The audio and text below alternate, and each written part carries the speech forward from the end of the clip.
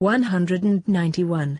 Feminism, egalitarianism, anti-capitalism, antifascism, communism, democracy. They share a common goal: to steal, kill and enslave. Their longing is power for power itself. J. M. Mora, 1968. Spanish author. 192. Given the adoration for the number and the mass that is felt today, I imagine that the future will be socialist, but, in spite of that, I feel a deep antipathy for that doctrine and for that party, which brings the glorification of the pack, the overwhelming of the individual for the rest. In spite of what the newspaper representatives of capitalism say to us, doctors, lawyers, engineers, small industrialists, who we want to work to live, we are not scared more by anarchists than by socialists. They want to convert us into workers. They dream of giving each of our men our little house, our little temple and any work to entertain us. If that sweet was of life in herd came, for my part, before occupying the number 80 or 90,000 that I had in the great socialist crib, I would prefer to emigrate, to take refuge in another more backward and less socialist country, even if he had not more right than the right to the holy revolver. Pío Baroja, 1872–1956, Spanish writer. 193. The only reasonable thing is a government of mandarins, provided that these mandarins know something, and if possible many things. The people are an eternal minor and will always be at the lowest level, because it equals the number, the mass, the unlimited. Our salvation is only, in the present moment, in a legitimate aristocracy, and I understand as such a majority composed of more than figures. Gustave Flaubert, 1821–1880, French writer. 194. All the ills that society suffers come from universal suffrage.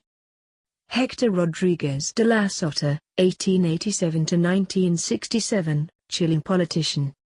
195. Only when individual inharmony ceases to be so, when it is its attributes of being exceptional, when the mold wears and vulgarizes and takes on a common character, does it obtain the appreciation of the majority. Pío Baroja, 1872–1956, Spanish writer. 196.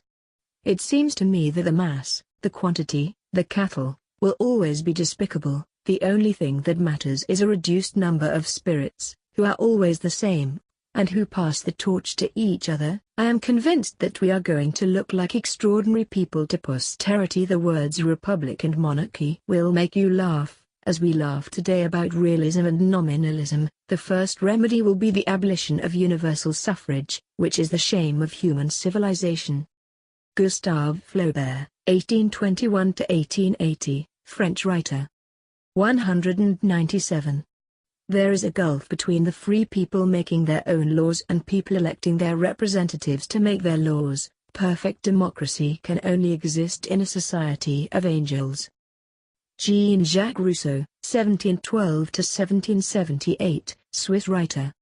198.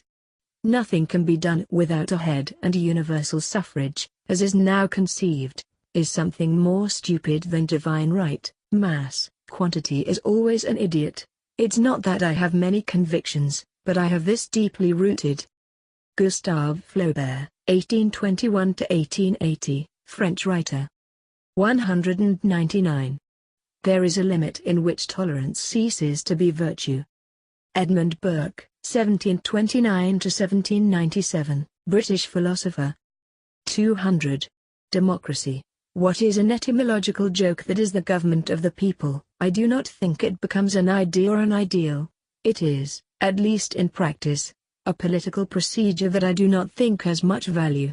This fantastic channeling of parliamentarism that makes 50 or 60,000 men are represented by only one, is more like a religious myth of the Arantas or the Botocudos than a rationalist idea of Europeans' democracy, if it is not a mystification of speakers, it seems.